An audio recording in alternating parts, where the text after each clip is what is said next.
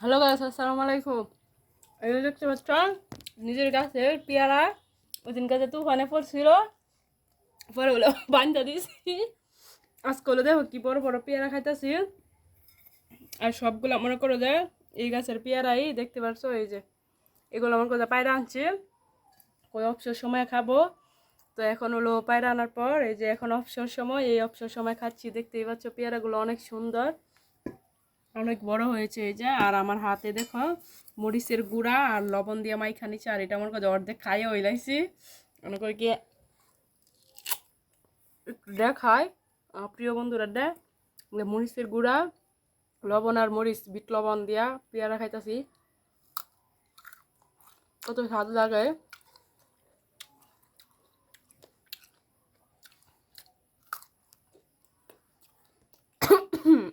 একটু জাক জাক লাগে, সেজন্য কাশি লাগতেছে। আর আমার অনেক বাইরে আছে, অনেক সুন্দর সুন্দর কমেন্ট করে।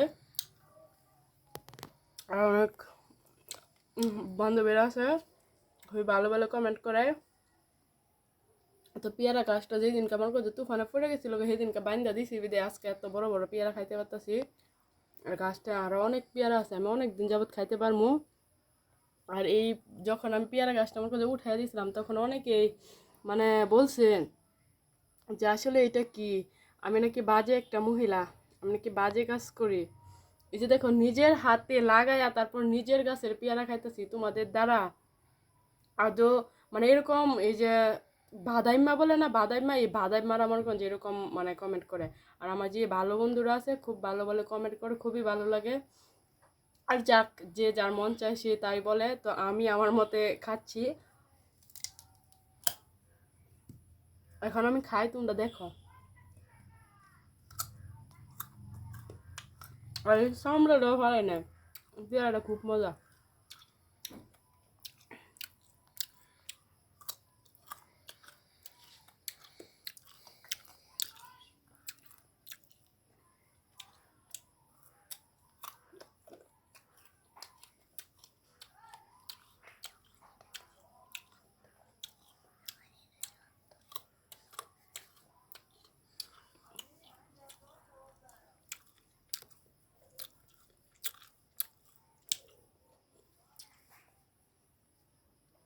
পেয়ারাটা দেশি পেয়ারা, তো দেশির ভিতরে এটা কিন্তু বড় জাত,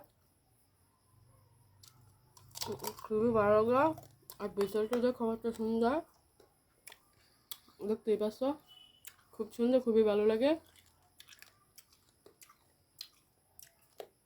আর মরিচের গুঁড়া দিয়ে খাইলে তেমন করে কোনো কথাই লাগে না, খুব টেস্ট।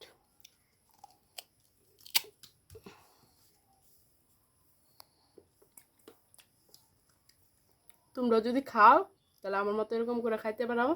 আর বাজারে যেগুলো পেয়ারাটা বিক্রি করে এগুলো আমার কাছে একদম পাংসা পানি, ওইগুলো খাইলে মজা লাগে না।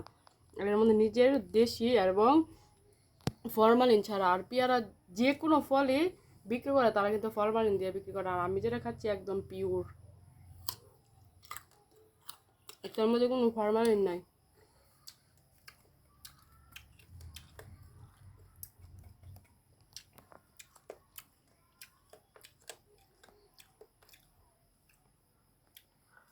আর এই পেয়ারা গাছটা আমার শ্বশুর লাগাইছে,